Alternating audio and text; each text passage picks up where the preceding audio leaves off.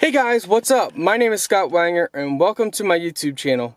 So something that I found out about my vehicle, well, I've owned this vehicle for over a year now, and there's this thing that's sticking in right here.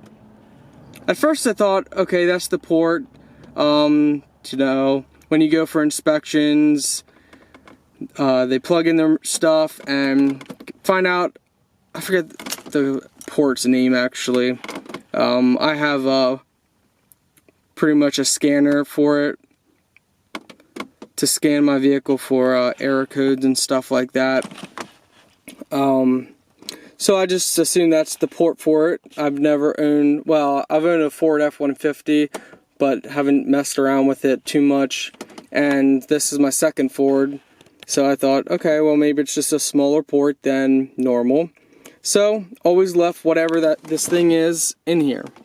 Well, this is called silencer, and I got no idea what it is, but I'm guessing it has to do with a security system or just some kind of system, because when it's out, guess what guys? I'll show you, let me zoom out here. When it's out, my vehicle does not turn over and nothing happens. When I plug it in,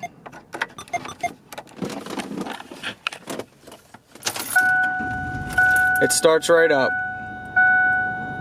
So guys, I'm guessing someone spent the money for this system, but I don't understand why. It's a 98 Ford Explorer. I mean, the miles, maybe someone bought this brand new and had it put in, but for a Ford Explorer that's a V6, that's, nothing extra, I don't understand why someone would spend the money. Maybe other Ford owners out there can enlighten me. Was this an option? I highly doubt that, but it's called silencer. I don't know anything else about it. All I know is with it in, my vehicle starts. With it out, my vehicle doesn't start. So, and if my vehicle's running and I pull it out, my vehicle stays running. So I don't know, some kind of security feature. Let me know. Take care, guys.